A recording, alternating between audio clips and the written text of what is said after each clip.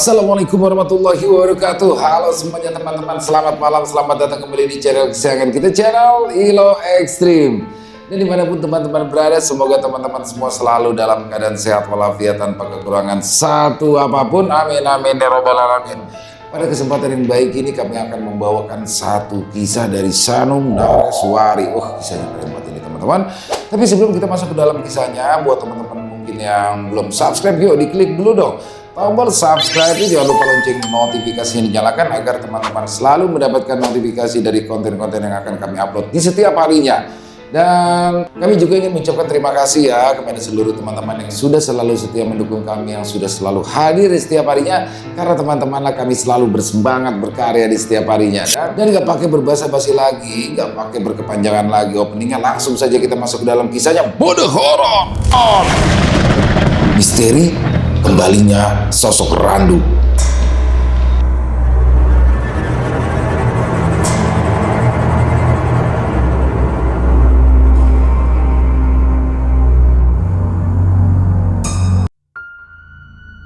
Randu memandang wajah istrinya Santi dengan senyuman yang tampak tulus. Dia berpamitan dengan nada lembut, seolah-olah benar akan pergi di luar kota. Mata Santi memandang suaminya penuh dengan kasih. "Hati-hati di jalan ya mas," ucapnya lalu mencium pipi Randu dengan lembut. Randu mengangguk, kemudian memeluknya erat, merasakan aroma lembut dari tubuh istrinya yang baru saja selesai mandi. Setelah berpamitan, Randu bergegas menuju mobilnya yang terparkir di depan rumah. Langkah kakinya mantap, diwarnai ketegangan yang samar di dalam hatinya. Saat mesin mobilnya berderu melaju keluar dari gerbang rumah, Randu menghela nafas panjang. Hanya dia yang tahu bahwa perjalanan kali ini bukan untuk pekerjaan seperti yang dikatakan pada Santi. Setelah beberapa jam berkendara, Randu tiba di sebuah hotel yang ada di pusat kota yang terlihat cukup mewah. Bangunan hotel itu menjulang megah dengan desain modern, jendela-jendelanya besar dan memancarkan kilauan di bawah sinar mentari. Randu menatap arloji di pergelangan tangannya sebelum masuk ke lobi. Waktu menunjukkan hampir tengah hari. Tepat saat dia masuk, seorang perempuan dengan rambut panjang tergerai yang mengenakan gaun merah menyala sudah menunggunya di dekat resepsionis. Wanita itu adalah selingkuhannya. Wanita itu tersenyum manis, matanya berkilat-kilat penuh dengan kegembiraan. "Kamu datang tepat waktu sayang," ucapnya. Suaranya lembut tapi syarat dengan gairah. Randu mendekatinya dengan senyum mesum di wajahnya. Tanpa menunggu lebih lama, mereka berjalan beriringan menuju lift yang akan membawa mereka ke kamar yang sudah dipesan Randu sebelumnya. Kamar hotel itu luas, dengan ranjang besar yang ditutupi spray putih bersih. Jendela besar menghadap ke arah kota yang ramai. Tetapi di dalam kamar semuanya terasa tenang, seolah-olah dunia luar tak ada. Wanita yang biasa dipanggilnya dengan sebutan Yaya itu duduk di tepi ranjang, melirik Randu yang sedang menutup pintu kamar dengan hati-hati.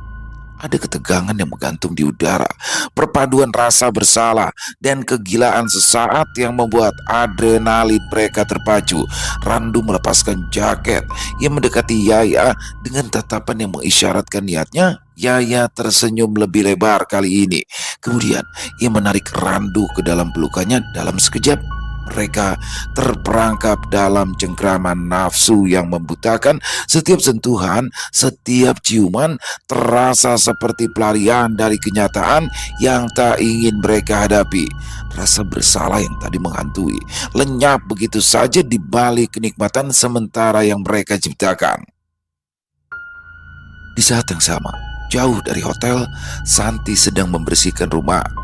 Dia menyapu ruang tamu dengan pikiran melayang pada suaminya yang dia percaya sedang bekerja keras untuk masa depan mereka. Dia tidak pernah meragukan Randu, tidak sedikit pun.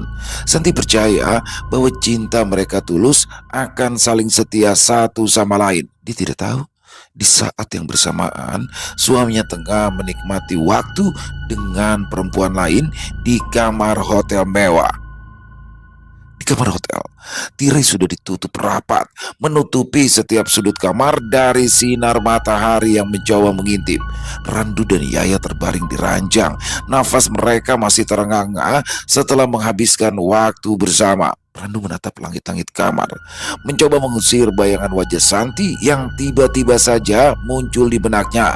Rasa bersalah mulai menyusup kembali, tetapi dia berusaha keras untuk mengabaikannya. Sementara itu, Yaya memeluknya erat, merasa puas dengan kebersamaan mereka walau penuh tipu muslihat. 2 hari kemudian, Randu kembali ke rumah dengan tubuh yang lelah. Santi menyambutnya dengan pelukan penuh kerinduan. Randu membalasnya dengan senyum yang dipaksakan, sementara hatinya mulai dipenuhi penyesalan. Randu merasa lega karena Santi istrinya tidak pernah menunjukkan tanda-tanda curiga terhadapnya. Sebulan setelah perselingkuhan terakhirnya, Randu pun kembali mengatur pertemuan dengan Yaya. Kali ini mereka memilih hotel yang sama, tempat yang telah menjadi saksi bisu dari perselingkuhan mereka berdua. Begitu, Randu sekali lagi berpamitan kepada Santi. Santi dengan tatapan lembut mengucapkan kata-kata yang sama sehingga membuat Randu bosan. "Hati-hati di jalan ya mas, jangan lupa makan." Randu mengangguk sambil tersenyum, lalu melangkah menuju mobilnya. Kali ini, rasa percaya diri yang ia miliki lebih besar karena ia yakin Santi tidak pernah mencurigainya. Setelah menempuh perjalanan beberapa jam, Randu tiba di hotel tempat Yaya sudah menunggu. Yaya menyambutnya dengan senyuman menggoda. Tanpa banyak basa-basi, mereka berdua pun langsung menuju kamar yang telah mereka pesan. Kamar itu tampak sama seperti sebelumnya, luas dengan ranjang besar dan jendela besar yang menghadap ke kota. Setelah mengunci pintu, mereka berdua pun langsung terlibat dalam percakapan penuh dengan rayuan. Yaya dalam upaya meningkatkan gairah menawarkan kepada Randu sebuah pil yang katanya akan membuat pengalaman mereka terasa lebih intim. Pada awalnya Randu sempat ragu, tetapi akhirnya dia menyerah pada godaan sang kekasih. Ia menelan pil itu, merasakan sedikit rasa pahit di lidahnya sebelum pil itu menghilang di tenggorokan. Beberapa menit kemudian, Randu merasakan efek dari pil tersebut. Tubuhnya terasa lebih panas, jantungnya berdetak lebih cepat dari biasanya. Awalnya ia menikmati sensasi yang datang, tapi tak lama kemudian debaran jantungnya semakin tak terkendali. Ia tidak menyadari perubahan ini. Ia terus menggoda Randu, tak menyangka bahwa ada sesuatu yang salah. Randu tersentak, dadanya sesak, nafasnya semakin berat, detak jantungnya tidak lagi terasa menyenangkan, melainkan seperti palu yang menghantam dadanya dari dalam. Randu terjatuh dari ranjang, tangan kirinya mencengkram dadanya dengan kuat. Rasa sakit yang tajam menyebar dari jantungnya, membuatnya terengah-engah.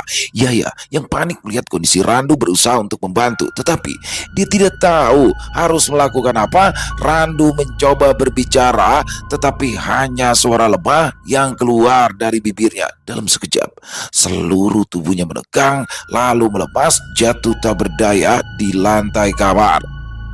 Pandangan matanya perlahan memudar, dan dalam hitungan detik, hidupnya berakhir. Yaya berdiri terpaku, tubuhnya gemetar dengan hebat, pikirannya berputar-putar panik begitu dia menyadari bahwa Randu telah meninggal karena takut terlibat dalam skandal dan dipersalahkan atas kematian Randu. Yaya mengambil keputusan cepat. Ia segera meraih pakaiannya, mengenakannya dengan tergesa-gesa, lalu melarikan diri dari kamar hotel. Tanpa menoleh ke belakang, Yaya berlari keluar hotel, meninggalkan tubuh Randu yang kini sudah tidak bernyawa. Keesokan harinya, tubuh Randu ditemukan oleh petugas kebersihan hotel. Kamar itu awalnya terasa begitu hening, lalu dipecahkan oleh suara langkah kaki petugas yang menemukan tubuh kaku Randu di lantai. Pihak hotel segera memanggil polisi. Berita tentang kematian Randu dengan cepat menyebar Santi sedang menyiapkan sarapan ketika ponselnya berdering. Sambil mengusap tangan yang masih basah oleh air dari wastafel, ia lalu mengangkat telepon berharap mendengar suara Randu yang biasa menelpon untuk memberitahukan bahwa ia sudah bersiap pulang dari luar kota. Namun, suara yang ia dengar dari seberang sana justru suara berat dari lelaki asing. Selamat pagi, Bu. Apakah saya berbicara dengan Ibu Santi, istri dari Bapak Randu? Santi mengernyitkan dahi, merasa ada yang tidak beres. Iya, benar. Ada apa ya, Pak?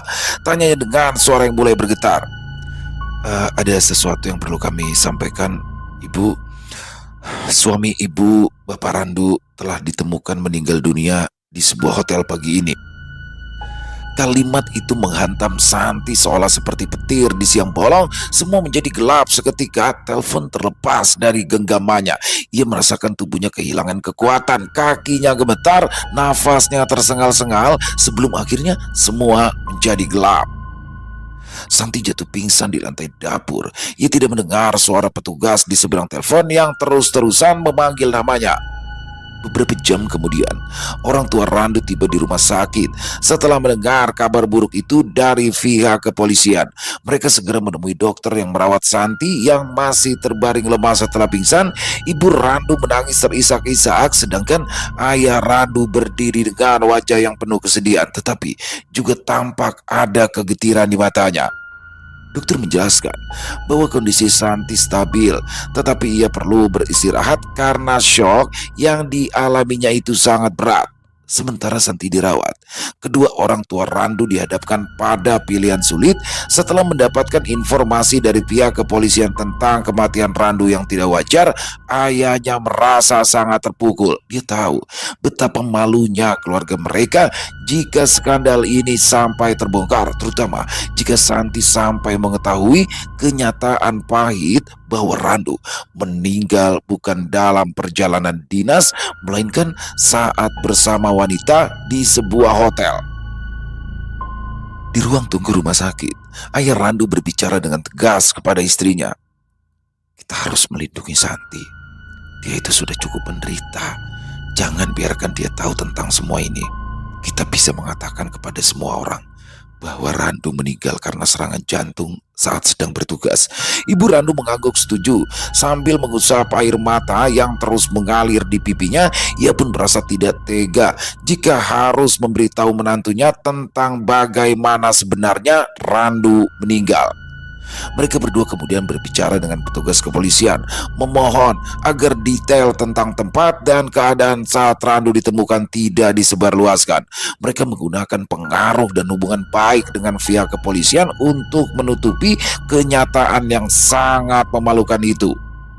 Saat Santi tersadar kembali, orang tua Randu sudah berada di sampingnya. Ibu Randu menggenggam tangan Santi dengan erat, berusaha menenangkan Santi yang mulai sadar bahwa suaminya sudah tiada. Santi, tabah ya nak. Randu pergi dengan tenang. Dia meninggal dalam tidurnya, mungkin karena serangan jantung. Mendengar itu, air mata Santi mengalir deras. Pikirannya kacau, hatinya hancur, tetapi tidak ada ruang dalam dirinya untuk meragukan kata-kata mertuanya. Ia hanya bisa menangis dan meratap dalam pelukan ibu mertuanya yang terus berusaha menenangkannya dengan bisikan-bisikan lembut. Hari pemakaman Randu pun tiba, dan suasana di rumah duka dipenuhi oleh kesedihan yang mendalam. Santi yang masih syok atas kehilangan suaminya nyaris tak mampu berdiri. Kedua orang tua Randu terus mendampinginya, memastikan bahwa dia tidak jatuh pingsan lagi. Wajah Santi pucat, matanya bengkak akibat menangis tanpa henti sejak ia mendengar kabar duka tersebut. Di tengah semua itu, ketegangan yang dirasakan oleh kedua orang tua Randu begitu kentara. Meski mereka berusaha sekuat tenaga untuk menutupinya, saat jenazah Randu dibawa keluar rumah, suasana menjadi hening. Iringan doa dan ratapan mengiringi langkah para pelayat menuju ke pemakaman. Prosesi pemakaman berlangsung dengan cepat, seperti ada yang ingin mereka akhiri secepat mungkin. Saat tanah terakhir ditaburkan ke atas makam, Santi jatuh terduduk di tepi kubur memeluk nisan sambil menangis terseduh-seduh. Orang-orang berusaha menenangkannya, tetapi tangisnya semakin keras, mencerminkan betapa dalam luka di hatinya. Setelah proses pemakaman selesai, satu persatu orang mulai meninggalkan pemakaman. Santi yang nyaris tidak mampu berjalan dibantu oleh saudaranya untuk meninggalkan makam suaminya yang baru saja dikubur. Kedua orang tua Randu juga bersiap-siap untuk pergi, namun mereka tidak bisa mengabaikan rasa gelisah yang menghantui pikiran mereka. Apakah rahasia ini akan terkubur selamanya? Apakah mereka telah melakukan hal yang benar dengan menyembunyikan kenyataan dari Santi? Sebelum mereka sempat melangkah lebih jauh, tiba-tiba saja terdengar suara dari arah makam Randu. Suara itu bukanlah sekedar suara biasa, melainkan sebuah teriakan yang nyaring, seperti suara seseorang yang tengah menjerit kesakitan. Teriakan itu menggema di antara pepohonan, membuat semua orang yang mendengarnya terhenti seketika. Beberapa pelayat yang masih berada di dekat pemakaman berhenti bergerak, saling memandang dengan wajah bingung dan ketakutan. Ibu Randu yang berada paling dekat dengan makam merasakan bulu kuduknya meremang. Teriakan itu terdengar begitu jelas, seakan berasal dari dalam kubur Randu. Tangannya gemetar hebat. Tanpa sadar, ia meraih lengan suaminya.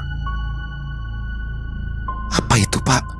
Apa kita baru saja mendengar suara Randu?" bisik dengan suara bergetar. Ayah Randu tidak segera menjawab. Ia menatap makam Randu dengan wajah tegang, berusaha meyakinkan dirinya bahwa apa yang baru saja mereka dengar adalah halusinasi semata.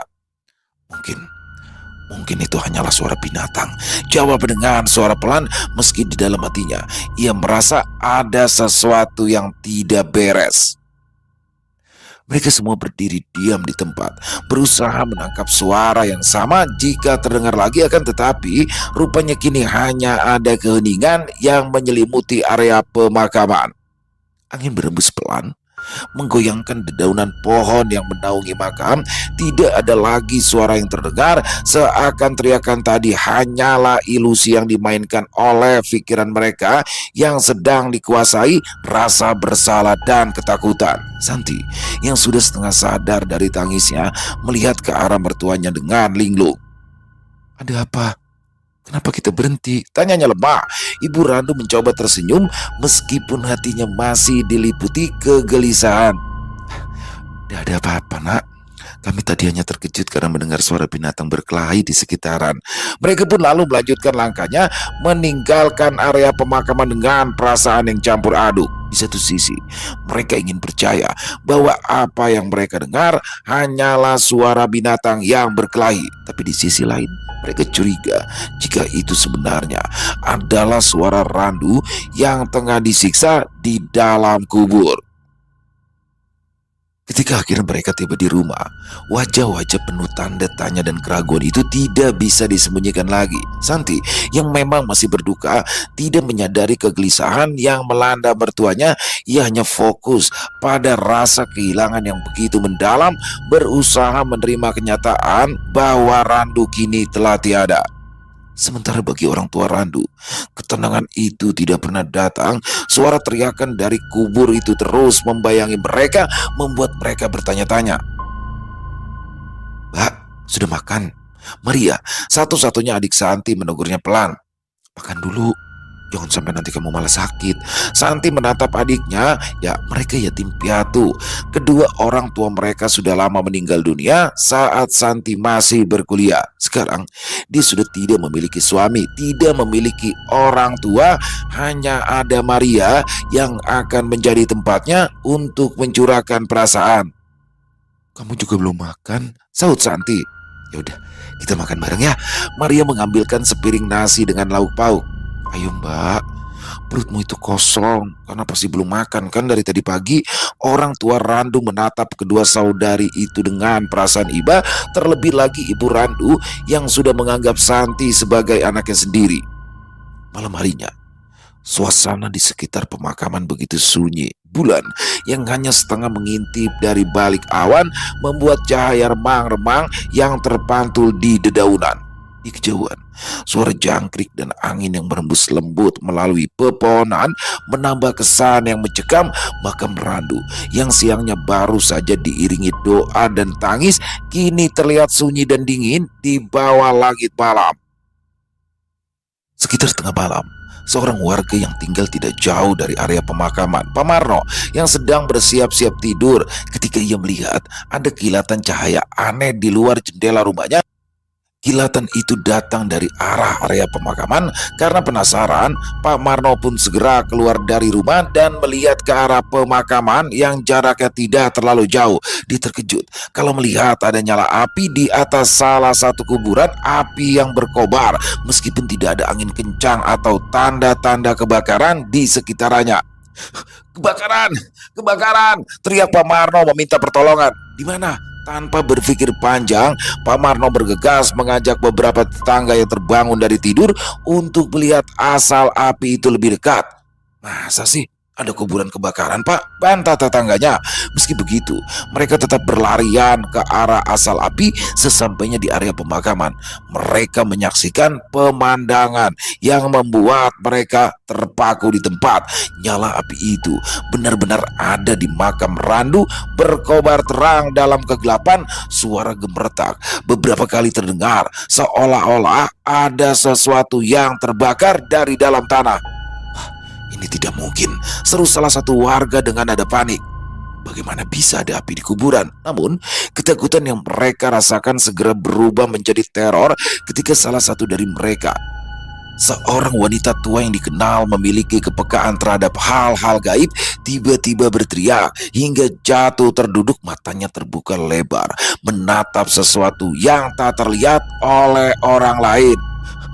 Randu, itu Randu.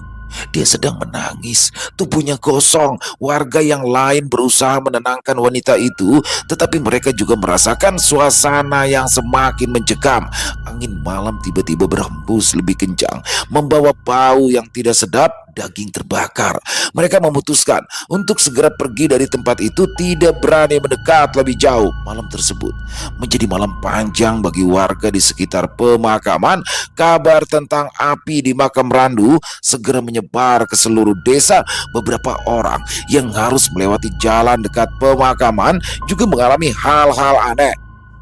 Salah satunya adalah pengendara motor yang melintas ketika melihat sesuatu di pinggir jalan tepat di dekat area pemakaman.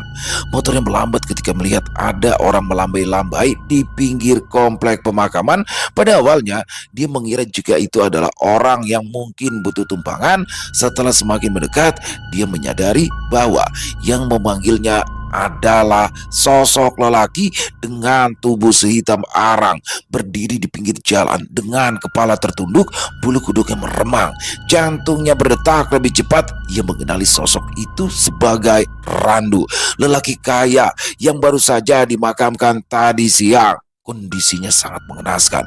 Pakaian yang dipakai oleh sosok tersebut terlihat hangus. Dari tubuhnya keluar asap tipis. Randu, yang dulunya dikenal sebagai lelaki tampan, kini terlihat seperti mayat yang terbakar hangus. Matanya yang memerah penuh dengan air mata mengalir di pipinya yang hitam, meninggalkan jejak berkilau di wajahnya yang kosong. Sosok Randu tiba-tiba mengangkat kepalanya, menatap langsung ke arah pengendara tersebut. Mulutnya terbuka, mengeluarkan suara tangisan yang terdengar seperti ratapan. Pengendara tersebut tidak berani lagi. Ia segera memutar gas motornya, melaju secepat mungkin, meninggalkan pemakaman dan sosok Randu yang terus menangis itu di belakang. Keesokan harinya, desas-desus tentang apa yang terjadi di malam sebelumnya semakin menyebar. Warga desa tidak berani melewati jalan dekat pemakaman setelah matahari terbenam. Suasana desa yang biasanya tenang kini diliputi oleh ketakutan. Mereka percaya bahwa ada sesuatu yang tidak beres dengan kematian Randu, sesuatu yang membuat rohnya tidak tenang dan menghantui tempat di mana ia dimakamkan. Orang-orang mulai berbisik, mengingatkan satu sama lain untuk berhati-hati dan tidak sembarangan berada di sekitar pemakaman, terlebih lagi saat malam hari. Sementara itu, kelelahan yang luar biasa menguasai Santi. Air matanya belum juga kering walau terus menangis harian. Tubuhnya yang lemah terasa berat untuk digerakkan. Rasa kehilangan membuatnya tak berdaya, seakan-akan sebagian dari dirinya telah lenyap bersama kepergian Randu. Setelah lama berbaring di ranjang, ia akhirnya larut dalam kelelahan, tertidur walau tidak nyenyak. Sesekali masih terdengar keluh putus asanya. Waktu bergulir pelan. Malam semakin larut, jam di dinding menunjukkan pukul 2 dini hari ketika tiba-tiba saja Santi terjaga. Ada perasaan aneh yang membuatnya tersentak dari tidurnya. Ruangan terasa dingin, lebih dingin dari biasanya. Seolah-olah jendela telah terbuka lebar membiarkan angin malam masuk. Perlahan Santi membuka matanya. Kegelapan masih menyelimuti kamar, hanya diterangi oleh sedikit cahaya rembulan yang menyusup melalui tirai yang sedikit tersingkap. Matanya yang baru terjaga mencoba menyesuaikan diri dengan kegelapan itu. Dalam keadaan setengah sadar, ia memalingkan wajahnya ke arah samping, ke arah tempat yang biasanya ditempati oleh Randu saat mereka masih tidur bersama. Sekilas, dia melihat bayangan tubuh seseorang terbaring di sampingnya. Bayangan itu begitu akrab, meskipun dalam hati Santi, ia tahu bahwa seharusnya tidak ada siapa-siapa di sana. Namun, pikirannya yang masih dipenuhi rasa rindu dan kehilangan segera menganggap bahwa ini hanyalah mimpi. Mimpi yang membawanya kembali ke masa-masa sebelum Randu pergi untuk selamanya. Randu, bisiknya pelan, suaranya serak terdengar putus asa. Air matanya kembali mengalir, membasahi pipinya yang dingin. Dalam keadaan seperti ini, bahkan bayangan samar pun bisa memberikan sedikit penghiburan. Meskipun dia tahu di dalam hati bahwa Randu kini sudah tiada.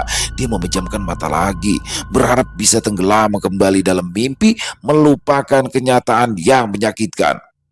Suara pelan yang tiba-tiba terdengar dari sampingnya membuat Santi membuka matanya lagi dengan kaget.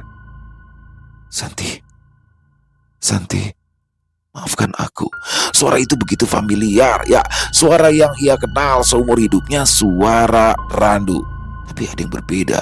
Nada suaranya penuh dengan penyesalan dan kesedihan yang mendalam. Santi menoleh cepat ke sampingnya. Kali ini ia melihat dengan jelas Randu terbaring di sana. Wajahnya pucat dengan ekspresi penuh penderitaan. Matanya yang dulu selalu bersinar kini terlihat sayu, dilingkari oleh bayangan gelap. Rambutnya kusut, kulitnya tampak lebih pucat dari biasanya, seperti hilang warna kehidupan. Santi ingin sekali menggapai wajahnya, tapi tangannya gemetar tak terkendali. Dia tak yakin apa yang sebenarnya dilihat. Aku minta maaf, ucap Randu lagi. Suaranya pecah, matanya yang menatap Santi penuh dengan air mata. Tetapi ketika air mata itu jatuh, itu bukan air mata biasa yang mengalir di pipinya. Santi terkejut melihatnya. Itu bukan air mata bening, melainkan cairan merah gelap, darah yang mengalir perlahan dari matanya. Santi tercekat, tubuhnya kaku, perasaannya campur aduk antara ketakutan, kesedihan, dan kebingungan. Randu, apa yang terjadi? Bisiknya, suaranya hampir tak terdengar. Randu hanya bisa menatap Santi dengan rasa bersalah yang teramat dalam. Aku menyesal, Santi. Aku menyesal melakukan kesalahan besar. Maafkan aku. Tolong maafkan aku. Tangisannya semakin keras. Darah yang mengalir dari matanya kini semakin banyak, membuat wajahnya tampak lebih mengerikan. Santi ingin berteriak, ingin melarikan diri dari pemandangan mengerikan itu, tetapi tubuhnya terasa terkunci di tempat. Dia hanya bisa menatap suaminya menangis darah, merasakan penderitaan yang dialami oleh Randu. Sebelum Santi bisa mengatakan apa-apa lagi, bayangan Randu mulai memudar. Tubuhnya yang tadi terbaring di samping Santi mulai menghilang perlahan-lahan seperti asap yang tertiup angin. Dalam hitungan detik, Randu benar-benar hilang dari pandangan, meninggalkan Santi yang terdiam dengan rasa takut yang menguasai seluruh tubuhnya. Ranjang di sampingnya kembali kosong, hanya meninggalkan dingin yang menusuk dan rasa kehilangan yang lebih dalam. Santi tidak tahu apakah yang baru saja ia alami adalah mimpi atau kenyataan, tapi satu hal yang pasti, ia merasa ada sesuatu yang belum selesai, sesuatu yang membuat jiwa Randu tidak tenang, dan itu membuat Santi merasakan ketakutan yang belum pernah ia rasakan sebelumnya. Malam semakin larut, dan rumah itu kini dipenuhi oleh suasana sunyi yang mencekam. Setelah kejadian mengerikan dengan penampakan Randu, Santi kembali berbaring di ranjang, berusaha untuk menenangkan diri meski pikirannya masih dipenuhi oleh bayang-bayang suaminya yang menangis. Ia berusaha keras untuk tidak memikirkan kejadian barusan, tetapi rasa penasaran ternyata tak bisa diusir begitu saja, sehingga terus membayangi setiap tarikan nafasnya. Di kamar lain, Maria tertidur karena kelelahan. Maria datang untuk menemani Santi, berpikir bahwa keberadaannya bisa memberikan dukungan setelah kematian Randu yang begitu mendadak. Tetapi Maria tidak pernah menyangka bahwa sesuatu yang menakutkan itu sedang menunggunya. Ketika seisi rumah sudah sepi, tiba-tiba saja Maria terbangun karena rasa tidak nyaman yang mendadak datang. Perasaan aneh mulai merayapi tubuhnya, membuat bulu kuduknya berdiri tanpa alasan yang jelas. Dia membuka mata, menatap ke sekeliling kamarnya yang gelap, tetapi tidak menemukan apa-apa. Hanya ada bayang-bayang dan keheningan, akan tetapi dia merasakan sesuatu yang salah, sesuatu yang tidak bisa dia jelaskan. Tak apa itu, Maria menarik selimut lebih erat ke tubuhnya, mencoba untuk tertidur lagi. Hanya saja semakin ia berusaha untuk memejamkan mata, semakin tercekam oleh ketakutan yang tidak bisa dijelaskan. Nafasnya mulai terasa berat, seakan merasakan sebuah kehadiran orang lain di kamar tersebut. Maria seolah-olah merasa ada yang mengawasinya dari dalam kegelapan. Dengan ragu, Maria mulai membuka matanya lebar-lebar dalam keremangan. Ia melihat sebuah bayangan berdiri di sudut ruangan. Bayangan tersebut tampak seperti sosok manusia, tetapi ada sesuatu yang tidak wajar. Wajahnya tak terlihat dengan jelas, tertutupi oleh gelapnya malam. Hanya saja bentuk tubuhnya tampak familiar, walau kini tak lagi sama seperti dulu. Ketika bayangan yang perlahan memadat bergerak sedikit mendekat, Maria bisa merasakan hawa panas yang menyengat, seperti ada api yang masih membara di dekatnya. Sosok tersebut perlahan menolehkan wajahnya yang terbakar ke arah Maria, dan seketika itu Maria mengenali siapa yang ada di hadapannya. Sosok itu adalah Randu, atau lebih tepatnya arwah yang menyerupai Randu dalam keadaan yang sangat mengerikan. Maria merasa jantungnya seolah berhenti berdetak, matanya membelalak, mulutnya terbuka tetapi tidak ada suara yang keluar. Rasa takut yang teramat sangat membuatnya lumpuh. Tubuhnya menggigil dengan hebat. Sosok Randu yang hangus semakin mendekat ke arahnya, membuat suara berderak seperti kayu yang terbakar. Mulut Randu terbuka dan seolah-olah dia hendak mengatakan sesuatu, tetapi yang keluar hanyalah suara bisikan serak. Santi, Santi. Itu sudah terlalu banyak bagi Maria. Rasa takut yang luar biasa memuncak, membuatnya tak bisa lagi menahan diri. Teriakan melengking keluar dari mulutnya, memecah keheningan malam. Suara teriakannya menggema di seluruh rumah, membuat Santi terlompat kaget dari tempat tidurnya. Santi bergegas menuju kamar Maria. Jantungnya berdetak kencang khawatir. Ketika Santi membuka pintu kamar, dia menemukan Maria yang meringkuk di sudut ranjang. Tubuhnya menggigil, wajahnya pucat pasi seolah seperti habis melihat hantu. Matanya yang lebar menatap kosong ke arah kakaknya. Santi segera berlari mendekat, berusaha meraih adiknya dan bertanya panik, "Maria, Ada apa? Apa yang terjadi? Tetapi Maria tidak bisa berbicara, bibirnya gemetar, matanya berkaca-kaca, seluruh tubuhnya kaku. Ketakutan yang baru saja dialaminya itu terlalu besar hingga membuatnya tidak mampu berkata-kata. Santi mengguncang bahu adiknya, mencoba mengembalikan kesadarannya, tapi sayang, Maria tetap bungkam. Ia terus menggigit bibirnya, air mata mulai mengalir dari matanya, tetapi tidak ada satu kata pun yang keluar dari mulutnya. Santi semakin bingung dan cemas. Ia tidak tahu apa yang sebenarnya terjadi pada Maria. Meski begitu, ia bisa merasakan bahwa sesuatu yang sangat buruk kini telah terjadi. Setelah peristiwa mengerikan yang dialami Maria malam itu, semuanya berubah. Maria yang biasanya ceria, kini terlihat begitu murung dan ketakutan. Wajahnya yang dulu segar kini pucat dengan lingkaran hitam di bawah matanya, pertanda bahwa ia hampir tidak pernah tidur nyenyak. Kejadian malam itu masih menghantui pikirannya, tak pernah benar-benar pergi. Setiap malamnya Maria hanya bisa berbaring di atas ranjang dengan mata terbuka lebar, memandangi langit-langit yang gelap. Jantungnya berdebar kencang, penuh rasa waspada, seakan-akan setiap sudut kamar mengintai dengan ancaman yang tidak terlihat. Bayangan sosok hangus yang menyerupai randu masih sering muncul di dalam benaknya, membuatnya merinding ketakutan. Kadang-kadang dia mendengar suara berderak dari sudut kamar seperti suara kayu yang terbakar. Suara itu semakin mendekat, lalu menghilang tepat di sampingnya, membuat Maria gemetar dan menutupi tubuhnya dengan selimut. Bahkan selimut tebal itu tidak mampu memberikan rasa aman. Setiap kali ia mencoba memejamkan mata, dia merasa ada yang mengawasinya dari arah kegelapan. Setiap kali itu terjadi, rasa takut menyergapnya hingga ke tulang. Siang hari pun tidak bisa membawa kelegaan. Maria kehilangan nafsu makan sepenuhnya.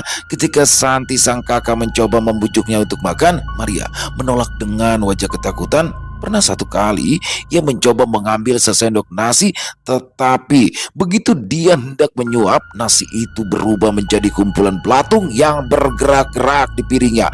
Mata Maria membelalak lebar, mulutnya menganga tanpa suara, sendok di tangannya terjatuh ke lantai dengan suara berderak. Ia memandangi piring itu dengan ketakutan yang mendalam. Perutnya bergolak dengan rasa mual yang luar biasa. Ini tidak mungkin, bisikan dengan suara bergetar. Dia tidak bisa memalingkan pandangannya dari belatung-belatung itu yang terus menggeliat. Perlahan dia mundur menjauhi meja makan dengan langkah terseret, dan sejak saat itu Maria tidak berani lagi mendekati makanan. Setiap kali Santi membawakan makanan untuknya, dia hanya menatapnya dengan ketakutan, seolah makanan itu akan berubah menjadi sesuatu yang mengerikan kapan saja. Santi merasa cemas. Ia tidak tahu harus berbuat apa. Maria kini semakin kurus, tubuhnya terlihat rapuh. Mata yang dulu penuh semangat kini hanya menyiratkan kehampaan. Gangguan tidak berhenti sampai di situ saja. Kadang-kadang ketika ia sendirian di dalam kamar, Maria mendengar bisikan-bisikan halus yang memanggil-manggil namanya. Awalnya terdengar samar, seolah datang dari kejauhan, tetapi semakin lama semakin jelas dan mendekat. Bisikan tersebut kadang terdengar seperti suara randu, dan kadang-kadang berubah menjadi suara serak yang menakutkan, menyuruhnya untuk pergi dan membuatnya merasa tidak diinginkan di rumah Santi, kakaknya sendiri. Maria nyaris tidak tahan dengan bisikan-bisikan tersebut. Ia menutup telinganya, mencoba menghentikan suara-suara yang terus mengusik pikirannya, tetapi suara itu tetap ada, merayap ke dalam benaknya, meracuni setiap pikiran dan perasaannya. Terkadang dia tidak tahan lagi hingga ia berteriak keras, membuat Santi berlari panik ke kamarnya hanya untuk menemukan adiknya terguncang, menggigil ketakutan di sudut kamar. Teriakan Maria semakin sering terdengar di dalam rumah itu, terutama saat malam tiba. Ketakutan telah merasuki jiwanya, membuatnya sering terjaga semalaman dengan mata terbelalak. Santi yang juga kelelahan akibat harus menjaga adiknya, hanya bisa menyaksikan dengan perasaan tidak berdaya. Semua doa dan usaha yang telah dilakukan tampaknya tidak membawa perubahan. Maria terus merosot ke dalam jurang kegilaan yang tak lagi terhindarkan. Sampai suatu malam, ketika hujan turun dengan deras, mengguyur atap rumah Santi dengan irama yang membosankan, Santi duduk di ruang tamu, tubuhnya diselimuti keletihan juga kebingungan. Ya, sejak kematian Randu, hidupnya seolah berputar di antara kesedihan dan kepahitan yang tak berujung. Ditambah lagi dengan Maria yang selama ini dia anggap sebagai sahabat dan penopang di masa sulit, justru semakin tenggelam dalam kegelisahan yang misterius. Mbak, Santi tersentak kalau mendengar namanya dipanggil. Maria akhirnya keluar dari dalam kamar, walau dengan langkah gontai, wajahnya pucat. Lingkaran hitam terlihat jelas di bawah kelopak matanya. Dengan perlahan, dia berjalan menuju Santi, duduk di sampingnya tanpa berkata apa-apa. Hujan terus mengguyur di luar sana, seolah menjadi saksi bisu atas keadaan menyedihkan dua bersaudari itu. Santi memandangi adiknya dengan rasa iba. "Kamu ini kenapa ya? Kenapa selama ini kamu terlihat begitu takut? Sebenarnya apa yang terjadi sih?" Maria hanya menunduk, kedua tangannya gemetar, air mata mulai mengalir di pipinya. Santi semakin merasa khawatir. Ia tidak biasa melihat adiknya yang selalu kuat kini menjadi selemah ini. "Apa kamu mau Mbak ajak ke rumah Ustadz Halim? Minta didoakan supaya nggak ketakutan seperti ini lagi." Maria akhirnya membuka mulutnya. "Mbak, ada sesuatu yang harus aku sampaikan. Sesuatu yang sudah terlalu lama aku sembunyikan." Dia menarik nafas panjang, mencoba mengumpulkan keberanian yang tersisa di dalam dirinya. Aku adalah selingkuhan Mas Randu." Kata-kata itu jatuh seolah seperti petir di tengah malam yang gelap, menggetarkan seluruh tubuh Santi. Dia terdiam, mulutnya terbuka lebar, tidak mampu mengucapkan sepatah kata pun. Tubuhnya terasa beku, otaknya berusaha keras memproses pengakuan yang baru saja didengarnya. Maria terus menangis, air matanya tak berhenti mengalir. "Aku jatuh cinta pada suamimu, Mbak. Aku tahu, salah. Tapi perasaannya begitu kuat. Aku gak bisa nahan. Akulah yang sering menemani Randu di hotel. Dan aku yang ada di sana saat dia meninggal dunia. Aku melihat semuanya. Aku melihat dia sekarat karena jantungnya berhenti. Dan aku gak bisa apa-apa. Aku hanya bisa lari meninggalkan dia di sana." Suaranya pecah, tertelan oleh isakan yang semakin keras. Santi merasa seluruh dunia di sekitarnya runtuh. Dua orang yang paling dia percayai, yang paling dia cintai, ternyata telah menusuknya dari belakang dengan cara yang paling kejam. Dia memandang Maria dengan tatapan kosong. Matanya yang dulu penuh kasih sayang, kini hanya menyiratkan kekecewaan dan kepedihan yang teramat dalam. "Kamu, adikku sendiri?" bisiknya dengan suara yang hampir tidak terdengar. Maria meraih tangan Santi, menggenggamnya erat sambil menangis semakin keras. "Maafin aku, Mbak. Aku gak tahu bagaimana bisa jatuh cinta pada Mas Randu. Aku salah, aku tahu. Tapi aku menyesal, Mbak. Tolong, maafin, Mbak." Santi terpaku di tempatnya. Hatinya hancur berkeping-keping. Rasa sakit yang menusuk di dadanya membuatnya sulit bernafas. Pengakuan Maria menjadi pukulan yang tak pernah ia duga. Sesuatu yang begitu menyakitkan hingga dia tidak tahu bagaimana harus bereaksi. Di satu sisi, dia ingin memeluk adiknya dan mengatakan bahwa semuanya akan baik-baik saja. Namun, di sisi lain, rasa pengkhianatan itu terlalu kuat, terlalu menyakitkan. Santi menatap jauh ke dalam mata Maria yang dipenuhi penyesalan, tetapi dia tidak bisa menemukan kata-kata untuk merespon. Santi duduk dalam diam, tenggelam dalam badai emosi yang terus bergulung-gulung di dalam dirinya. Semua kenangan tentang kebersamaannya bersama Randu, setiap momen indah yang pernah mereka bagikan, kini ternoda oleh pengkhianatan ini. Kenyataan bahwa adiknya sendirilah yang selama ini dia anggap sebagai orang terdekat, justru menjadi orang yang menghancurkan semuanya. Terasa seperti luka yang tidak pernah akan sembuh. Pada akhirnya, Santi hanya bisa menangis bersama Maria.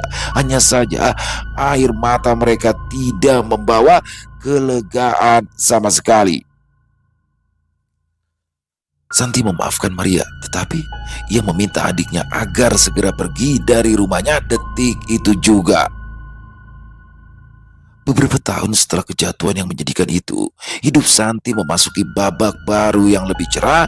Dia pada akhirnya menemukan kebahagiaan dan ketenangan di samping seorang lelaki baru, David, yang penuh kasih sayang dan setia. David merupakan seorang pengusaha sukses dengan kehidupan yang mapan dan penuh keharmonisan. Mereka menikah dalam sebuah perayaan yang sederhana namun terasa hangat, dikelilingi oleh keluarga dan teman-teman terdekat. Rumah baru mereka yang terletak di kawasan yang tenang menjadi tempat di mana mereka membangun kehidupan bersama dengan penuh rasa syukur dan cinta. Santi terlihat bahagia. Senyum yang jarang terlihat sejak kematian Randu kini menghiasi wajahnya. Meski Santi memiliki kenangan buruk di masa lalu, dia mulai menganggapnya sebagai bagian dari perjalanan hidup yang membawanya pada kebahagiaan saat ini. Di sisi lain, Maria hidup dalam bayang-bayang kesialan dan juga nasib buruk. Hidupnya seolah tak pernah menemukan keberhasilan setelah pengakuan yang menghancurkan kakaknya. Maria mencoba melanjutkan hidup, tetapi kesulitan seolah terus mengikuti setiap langkahnya. Meskipun dia berusaha untuk memperbaiki keadaan, semua usahanya tampak sia-sia. Maria sering berpindah-pindah pekerjaan. Setiap kali dia mendapatkan pekerjaan, entah itu di toko, restoran, atau sebagai pekerja lepas, selalu saja ada masalah yang muncul. Pernah suatu ketika saat dia bekerja sebagai pelayan di sebuah restoran, sebuah kecelakaan kecil terjadi. Sebuah piring jatuh dan pecah di atas meja, menyebabkan kerusakan yang cukup besar sehingga membuatnya langsung dipecat. Keberuntungan juga tidak pernah berpihak padanya dalam hal hubungan asmara.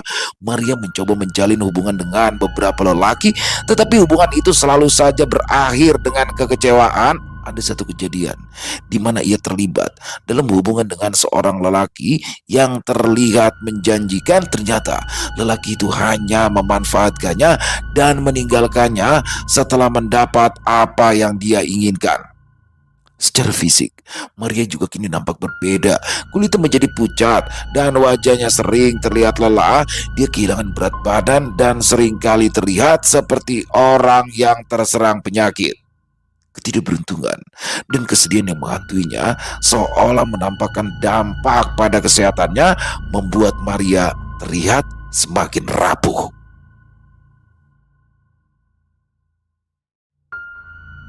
Selesai. Wow, luar biasa kisah dari Sanum Nareswari kali ini. Bener-bener nggak nyangka ya, bener-bener nggak nyangka. Jadi bagaimana sosok Randu yang kurang ajar itu, yang sudah menduakan istrinya, pura-puranya dinas luar ya, nggak taunya ya bener sih dinas luar, di luar tapi di dalam hotel, sampai pada akhirnya dia mengalami tragedi yang akhirnya mengakibatkan kehilangan nyawanya karena minum apa ya, mungkin obat kuat kali ya, atau obat rangsang, kita juga kurang tahu pasti. Tapi bener-bener nggak nyangka, pinter banget Sanum ya. Jadi saya juga agak curiganya setelah Maria berarti Yaya, karena panggilan cewek yang di hotel itu Yaya. Ternyata itu adalah panggilan kecil dari Maria. Ternyata Randu selama ini sejak di hotel selingkuh dengan wanita itu adalah Maria yang merupakan adik dari Santi, ipar membawa maut. Aduh, luar biasa sekali di sini. Tapi ya itulah, karma pasti akan mencari jalannya sendiri. Bagaimana akhirnya dengan kebesaran hatinya Santi memaafkan, tapi maaf di mulut ya, nggak tahu maaf di hati. Tapi ya nyuruh Maria keluar dari rumahnya, sampai pada akhirnya Santi berhasil menjalin hubungan lagi dengan lelaki lain dan hidup bahagia dengan pengusaha yang sukses juga. Tapi di situ Maria mendapati kesialan sepanjang hidupnya, bahkan ya gagal dalam hubungan asmara, kerja berhenti terus, badannya makin lama makin habis karena pikiran. Jadi itulah ya, ini banyak sekali hikmah yang bisa kita ambil dalam kisah barusan ya teman-teman. Bagaimana sebagai seorang suami, bagaimana seorang istri kita harus bersifat baik ya dalam suatu hubungan. Dan terima kasih kepada Sanum Nareswari atas kisahnya yang luar biasa, benar-benar keren kali ini ya, nggak ketebak alur kisahnya. Dan semoga juga kisah barusan bisa menghibur teman-teman semua para pecinta penikmat horor. Dan lebih khusus lagi kepada para subscriber dari channel Ilo Extreme. Buat yang suka dengan videonya bisa diklik tombol like-nya ya, tombol jempolnya, boleh juga di-share link videonya ke teman-teman yang lain agar juga ikut merasa terhibur. Buat yang punya komentar lain, yang punya pendapat lain, bisa menuliskan di dalam kolom komentar ataupun hanya sekedar saling menyapa. Insya Allah kami akan menjawabnya satu persatu. Dan buat teman-teman mungkin yang baru bergabung atau sudah lama bergabung tapi lupa belum subscribe, yuk diklik dulu dong tombol subscribe, jangan lupa lonceng notifikasinya dinyalakan agar teman-teman selalu mendapatkan notifikasi dari konten-konten yang akan kami upload di setiap harinya. Untuk channel Ilo Extreme ya, kami upload tiap malam teman-teman, jam 7 malam waktu Indonesia bagian Barat. Oh iya, buat yang punya kisah horor misteri ya, yang diangkat dari kisah pribadi, yang diangkat dari kisah nyata, apabila mungkin berkenan dibawakan di channel kami, silakan bisa mengirimkannya ke nomor telepon yang ada di bawah sini, dan bebas ya, dalam bentuk tulisan boleh, dalam bentuk rekaman suara boleh, senyamannya teman-teman aja pokoknya. Buat teman-teman yang sudah mengirimkan kisah, kami ucapkan terima kasih, dan di akhir kata saya Ilo mengucapkan permohonan maaf apabila mungkin dalam pembawaan kisahnya ada kata-kata saya yang salah ataupun ada kata-kata saya yang kurang berkenan. Saya mohon dibukakan pintu maaf yang seluas-luasnya, dan sampai berjumpa lagi di konten-konten kami selanjutnya yang pasti tidak kalah ngerinya, yang pasti tidak kalah seramnya. Masih bersama saya Ilo di channel Ilo Extreme. Salam sehat, sukses selalu untuk kita semua. Wassalamualaikum warahmatullahi wabarakatuh.